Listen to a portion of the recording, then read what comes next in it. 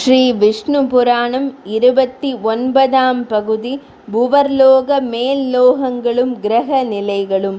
பிரம்ம முனிவரில் உயர்ந்தவரே, பூலோக சுரூபங்கள் நீங்கள் கூற கேட்டு நான் மிகவும் மகிழ்ந்தேன். இனி புவர்லோகம் முதலிய மேல் உலகங்களின் சுரூபங்களையும் சூரியன் முதலிய கோள்களின் அமைப்பையும் அளவுகளையும் கூறியருள வேண்டுகிறேன் என்று கூறினார் மைத்ரேய முனிவர். பராசர முனிவர் மேலும் கூறலானார். மைத்ரேய முனிவரே, சூரிய சந்திரர்களது கிரணங்களாலே எவ்வளவு தூரம் பிரகாசம் படுகிறதோ அவ்வளவு தூரம் சமுத்திரங்கள், நதிகள், மலைகள் முதலியவற்றோடு கூடிய பாகமானது பூலோகம் என்று வழங்கப்படுகிறது. இந்த பூமியானது அண்ட கடாகத்தை நாற்புறமும் தொட்டிருப்பதாகிய வடபரப்பின் அளவு எதுவோ அதுவே வியாச பிரமாணமான அளவுடைய ஆகாயமாகும். இது புவர்லோகம். பூமிக்கு 1,00,000 யோஜனை தூரத்திலே சூரிய மண்டலம் அமைந்துள்ளது. அதற்கு 1,00,000 யோஜனை தூரத்திலே சந்திர மண்டலம் இருக்கிறது.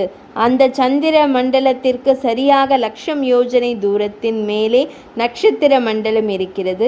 அந்த நட்சத்திர மண்டலத்திற்கு மேலே 2,00,000 யோஜனை தூரத்திலே புதன் மண்டலம் இருக்கிறது. அதற்கும் அதன் அளவு தூரத்தில் சுக்கிர மண்டலம் இருக்கிறது. சுக்கிர மண்டலத்திற்கு அவ்வளவு தூரத்தில் அங்காரக மண்டலமும், அதற்கு அவ்வளவு தூரத்தில் பிரகஸ்பதி மண்டலமும், அதற்கு மேல் அவ்வளவு தூரத்தில் சனி மண்டலமும் இருக்கின்றன. அதற்கு மேல் 1,00,000 யோஜனை தூரத்தில் துருவ மண்டலமானது சகல சேரதி சக்கிரத்திற்கு நடுவே நாட்டியுள்ள கம்பத்தை போல் விளங்குகிறது. இவ்வளவுதான் சுவர் லோகம். இவ்விதம் உயரத்தில் உள்ள 3 லோகமும் யாக பலானுபவத்திற்கு ஸ்தானமாக இருக்கிறது. யாகமோ இந்த பாரத வருஷத்திலேயே ஸ்தாபிக்கப்பட்டிருக்கிறது. அந்த துருவ மண்டலத்திற்கும் மேலே கோடி யோஜனை தூரத்திலே ஒரு கல்பகாலம் வாழ்கின்ற பிருகு முதலிய முனிவர்கள் வாசம் செய்யும் மகர் லோகம் இருக்கிறது. அதற்கு மேலே 2 கோடி யோஜனை தூரத்தில் பிரம்மபுத்திரரான சனகாதிகள் வாசம் செய்யும் ஜனலோகம் இருக்கிறது. அதற்கு மேல் 8 கோடி யோஜனை தூரத்தில் தபோலோகம் இருக்கிறது. அதில் வைராஜர் என்ற தேவதைகள் பிரளய அக்னியினால் உண்டான வெப்பம் இல்லாமல் இருக்கின்றனர். தபோலோகத்துக்கு மேல் 12 யோஜனை தூரத்தில் சத்தியலோகம் இருக்கிறது. அதுதான் மீண்டும் மரணமடையாதவர்கள் வாசம் செய்யும் பிரம்மலோகம் என்று கருதப்படுகிறது. இவற்றின் விவரத்தை சுருக்கமாக கூறுகிறேன். காலாலே நடந்து செல்லத்தக்க தாய் பூமி சம்பந்தப்பட்ட வஸ்து எது உண்டோ அதுவெல்லாம் பூலோகம் என்று கூறப்படும். அதன் நிலப்பரப்பை முன்னரே கூறிவிட்டேன். பூமிக்கும் சூரியனுக்கும் நடுவில் சித்தர்களும் முனிவர்களும் வாசம் செய்யும் இடம் எதுவோ அதுவே புவர்லோகம். அது லோகங்களில் 2ஆவதாகும். துருவனுக்கும் சூரியனுக்கும் நடுவில் 14,00,000 யோஜனை அளவான இடம் ஸ்வர்க லோகமாகும்.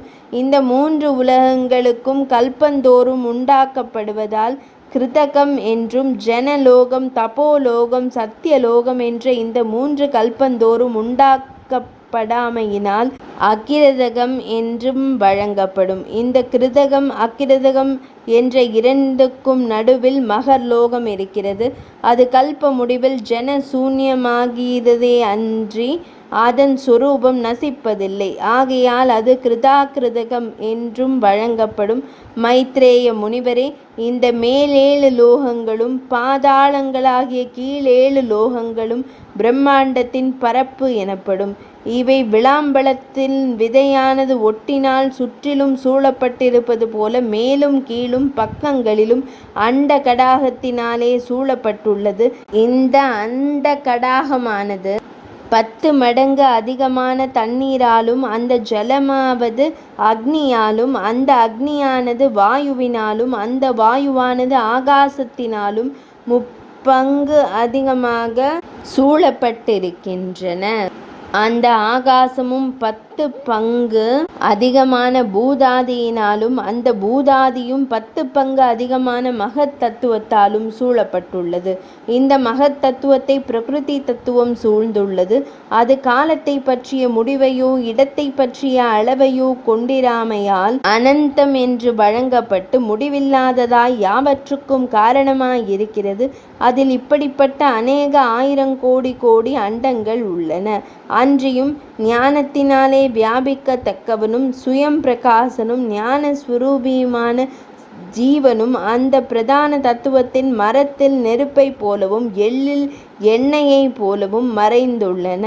இவ்விதமாக ஒன்றோடு ஒன்று கலந்திருக்கும் தன்மையுடைய பிரகிருதியும் புருஷனும் சகல பூத வியாபகமான ஸ்ரீ விஷ்ணு சக்தியினாலே வியாபிக்கப்பட்டிருக்கிறார்கள்.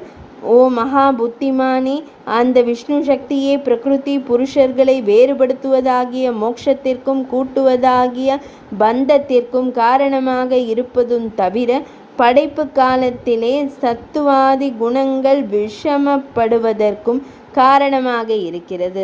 காற்றானது அநேகம் நீர்த்துளிகளை யாதொரு பற்றுமில்லாமல் வகிப்பது போல் அந்த விஷ்ணு சக்தியும் பிரகிருதி புருஷ ரூபமான யாவற்றையும் பற்றில்லாமலேயே வகிக்கின்றது.